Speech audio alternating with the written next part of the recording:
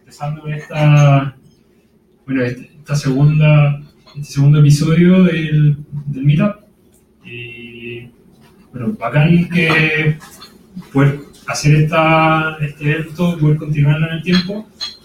Y vamos a estar haciendo todos los meses, al principio de cada mes, el primer miércoles. Un nuevo episodio. Si quieren presentar, pueden ver sus presentaciones al equipo organizador y vamos a estar felices con cada presentación que envíen y las vamos a ir seleccionando para que puedan presentar. ¿Ya? El grupo ha crecido harto. Hemos pasado de 283 miembros en el evento anterior a 414. Y bueno, están todos invitados a compartir en este evento. Y la primera presentación que vamos a tener es de Rodrigo Lagos. Nos va a hablar de analítica aplicada, en este caso a estudios de encefalograma. Y Luis Ramírez, que nos va a hablar de NLP, técnicas y librerías para análisis del lenguaje. Y vamos a partir con Rodrigo. Un aplauso para Rodrigo.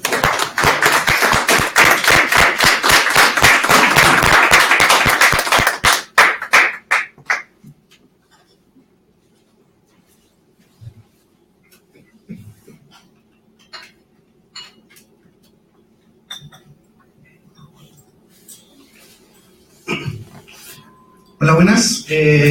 Bueno, ya me presentaron, mi nombre es Rodrigo Lagos. Yo tengo una carrera profesional bastante rara. Partí con un pregrado en bioquímica. Después entré al doctorado de sistemas complejos de la Adolfo Ibáñez. Me echaron del doctorado, lo digo con orgullo. Y ahora estoy terminando, soy candidato a magíster en bioestadística de la Universidad de Chile. En este momento estoy trabajando como desarrollador estadístico en una empresa que se llama OpenWord, que vende servicio a la minería sobre fatiga y somnolencia, pero hasta el viernes, porque voy a entrar a trabajar a partir del lunes a otra empresa, 4 años. Bueno, algunas advertencias. Soy disléxico, dislálico y disgráfico. Entonces, lo más probable es que encuentren algún error en mi PPT, tanto en las diapositivas como en el código. Eso siempre me pasa. Y lo segundo, yo recién estoy migrando a Python. Yo principalmente en el pregrado trabajé con MATLAB, en el magíster he trabajado, y en el doctorado trabajé principalmente con R, entonces mi primera aproximación a Python. De hecho, yo no quería presentar, pero Carlos insistió. Así que les pido comprensión respecto a cuando lleguemos a la parte de código, porque todavía no me siento tan cómodo con Python. Entonces, últimamente ha habido un desarrollo importante en aplicaciones en la industria mediante la tecnología de DGE. Uno de los ejemplos que más me gusta es esta banda Life, que he hecho mi actual empleador, es lo que vende el servicio que vende, que es una banda que permite monitorear los estados de fatiga y somnolencia de los operadores mineros. Imagínense cuánto venden cada banda. Y otras aplicaciones más comerciales está este sistema de Muse, que venden como para medir el estado de relajación, optimizar las prácticas de meditación, de yoga, etcétera, etcétera. Entonces, lo que les voy a hablar en la primera parte de la presentación va a ser un poco de fundamentos biológicos del EG, y la segunda parte un poquito de análisis de señales de EG. Entonces, el encéfalo del cerebro es el principal órgano del sistema nervioso, y si ustedes me tendrían que decir, ¿cuál creen que es la función del sistema nervioso?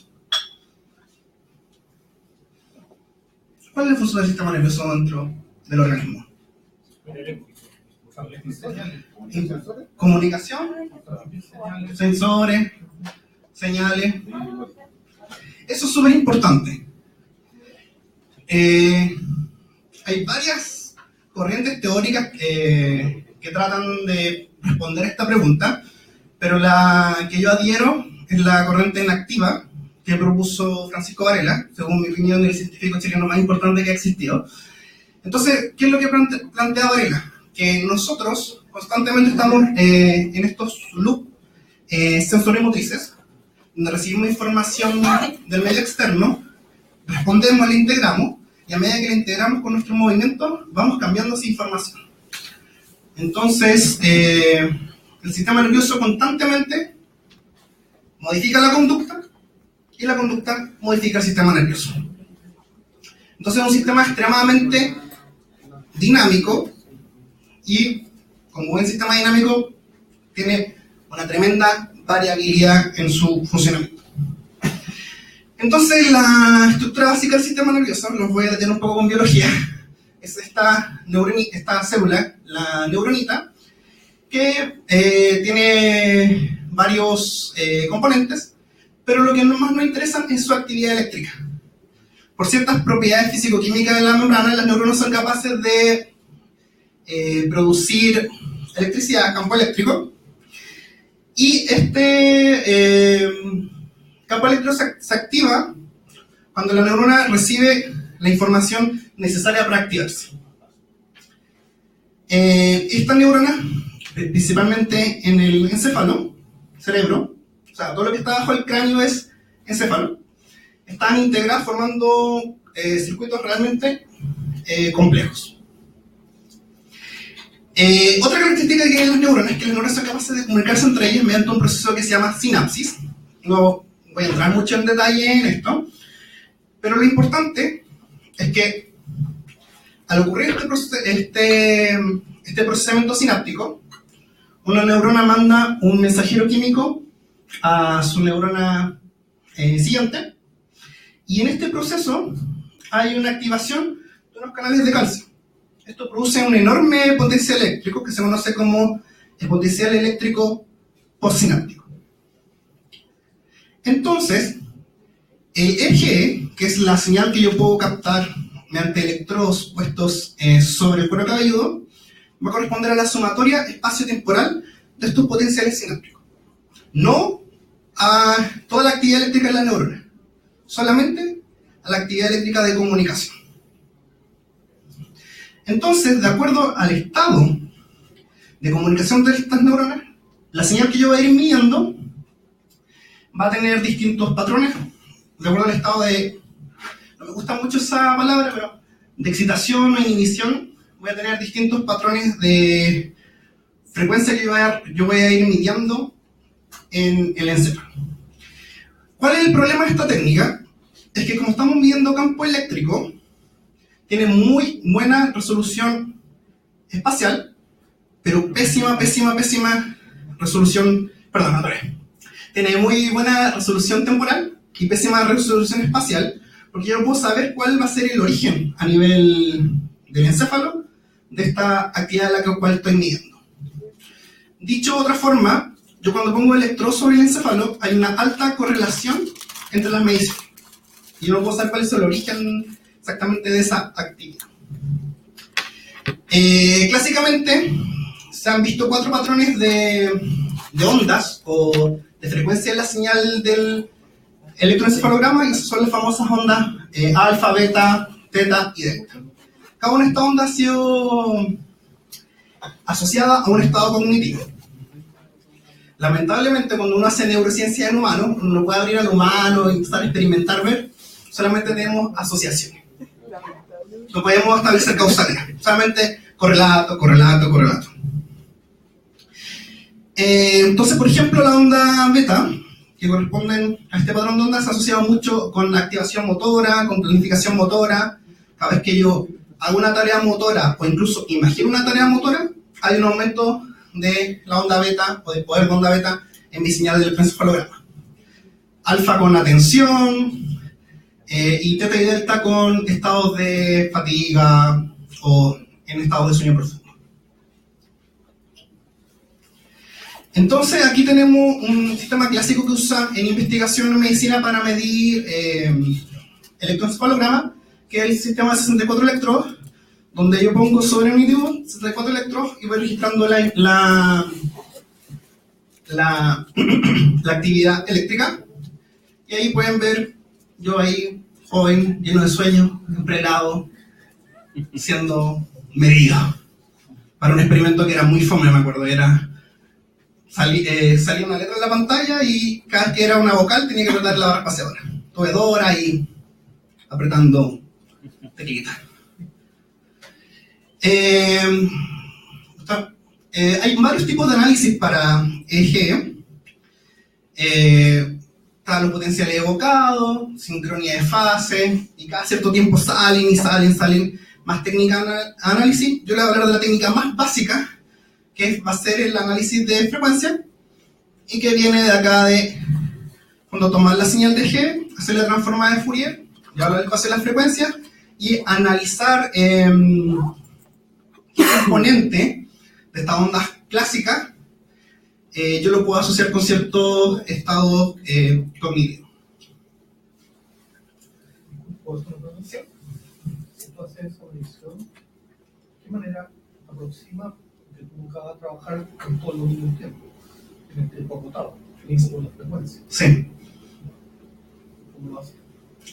Esa es una muy buena pregunta y es la principal crítica que tienen a los análisis de frecuencia en EEG, porque la transformada de Fourier supone una señal en tiempo infinito, y todos los autores se hacen los locos con esa crítica, como que la mencionan, igual trabajan, acotan la señal, pero eso son las principales críticas. Entonces, ¿cuál es la lógica? Yo tomo a mi persona, a mi sujeto, y le pongo a hacer una tarea que voy repitiendo varias veces en varios ensayos. Entonces, después se seleccionan los registros libres de artefactos, se cortan estos fragmentos que van a corresponder temporalmente a la tarea que me interesa analizar. La idea es que eso también es un problema, que tengan la misma temporalidad, o sea, en el supuesto que cada vez que los sujetos hacen la tarea, por ejemplo, reconoce una cara, el cerebro se está comportando exactamente de la misma manera todas las veces que reconoce una cara, por ejemplo. Eso es un supuesto también fuerte que se hace en estos estudios. Se pasa esta señal del tiempo al componente espectral, se promedian y se obtienen estos espectros de la señal.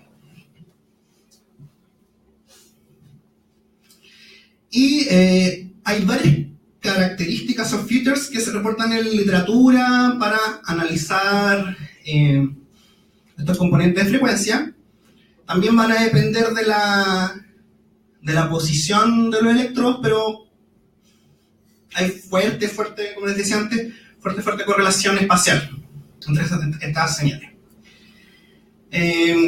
Clásicamente se descompone esta señal en las ondas clásicas y se comparan estos poderes versus la tarea, versus tareas de control, entre grupos de individuos, etcétera, etcétera. Por ejemplo, uno de los criterios diagnósticos del déficit atencional, tiene varios criterios diagnósticos, no quiero meterme ahí porque déficit atencional es un temazo, pero uno de los criterios diagnósticos es que va a haber una proporción menor de onda alfa, o se esperaría en un niño controlando con la edad, un niño con déficit atencional tendría un porcentaje menor de poder alfa en relación al espectro total comparado con un niño sin déficit atencional. Pero no hablemos de déficit atencional. Ahora les voy a mostrar un pequeñísimo script donde ocupé datos de un paper que publicamos en el laboratorio donde yo hice mi tesis de pregrado, que es el laboratorio de psicofisiología de la Católica. Hablé con el primer autor Mario, que dije que iba a presentar y se podía ocupar alguno de sus datos. Entonces, para el análisis de FFT en Python, ocupé NumPy, SciPy y las funciones de FFT. Uno cuando hace análisis de FFT, primero tiene que definir lo que se llama la frecuencia de muestreo. Quiere decir cuántos puntos en un segundo va registrando el equipo que estoy ocupando para medir el electroencefalograma. Clásicamente se ocupa una frecuencia de muestreo de 512, pero los equipos actuales tienen mayores resoluciones. Y con esa frecuencia de muestreo se define lo que se conoce como el límite de Nyquist, no sé si lo dije bien, que corresponde a la mitad de la frecuencia de sampleo y es como la frecuencia más alta que en teoría yo puedo ver en mi transformada. Y a partir de eso se construye el vector de la frecuencia. Y aquí tomé